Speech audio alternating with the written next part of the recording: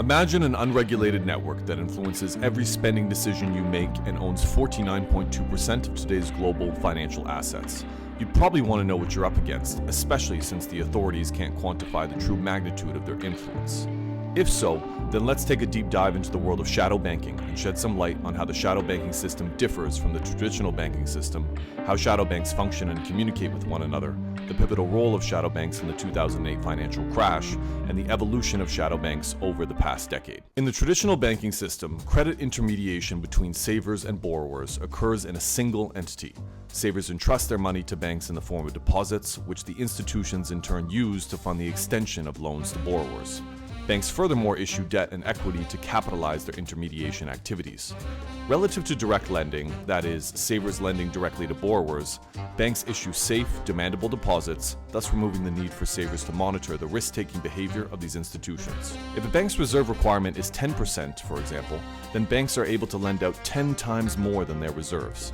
This process allows the velocity of money to remain high, which is the rate at which money is exchanged in an economy, and in turn creates a strong GDP and economic growth.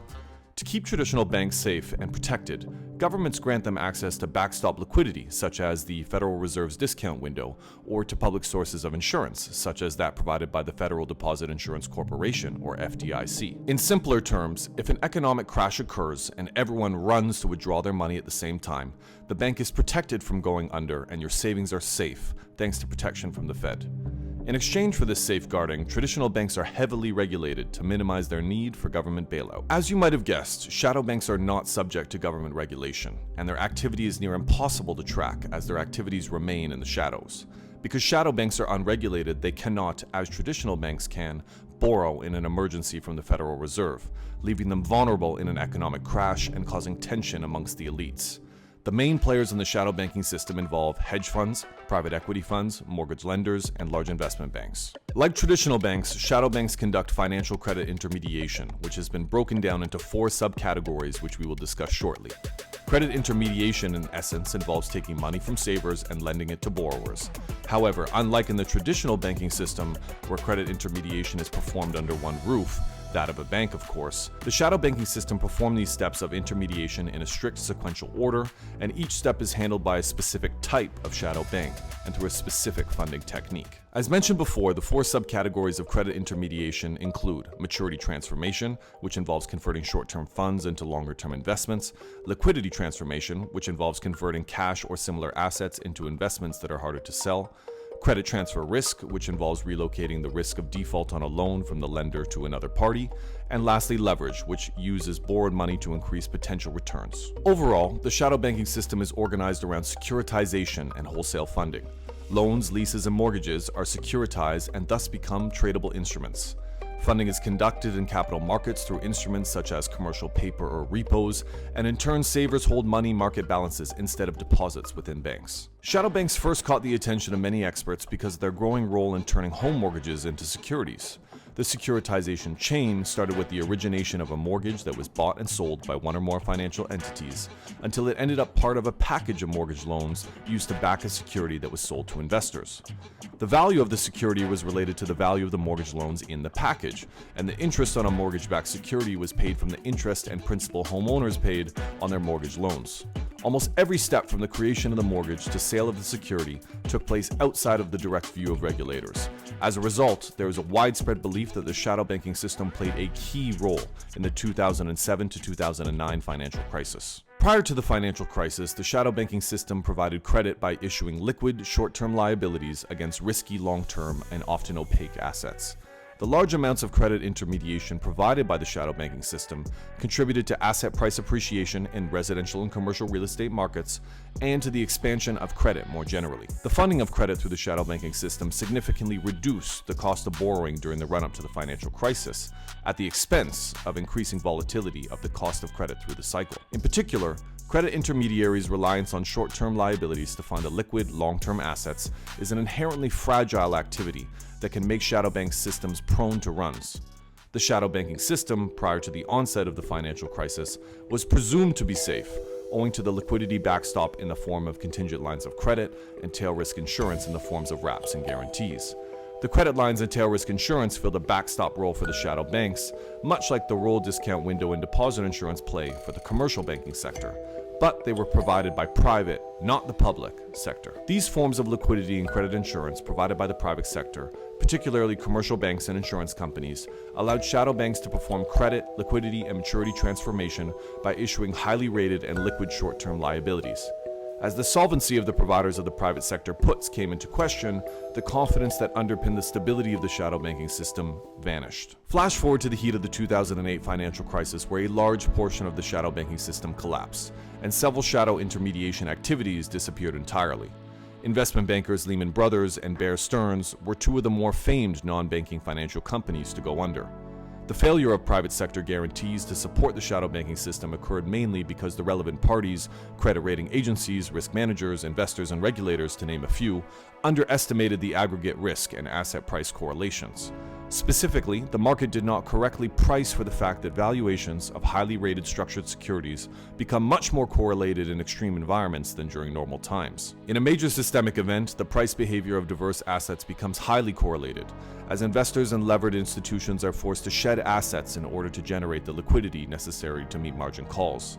The underestimation of correlations enabled financial institutions to hold insufficient amounts of capital against the puts that underpin the stability of the shadow banking system, which made these puts unduly cheap to sell. As investors also overestimated the value of private credit and liquidity enhancement purchased through these puts, the result was an excess supply of credit. Problems arose during the financial crisis when investors became skittish about what those longer-term assets were really worth, and many decided to withdraw their funds at once.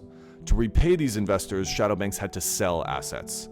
These fire sales generally reduced the value of those assets, forcing other shadow banking entities and some banks with similar assets to reduce the value of those assets on their books to reflect the lower market price, creating further uncertainty about the health of these assets. At the peak of the crisis, so many investors withdrew or would not roll over their funds that many financial institutions, banks and non-banks, ran into serious difficulty. Had this taken place outside the banking system, it could have possibly been isolated, and those entities could have been controlled in an orderly manner.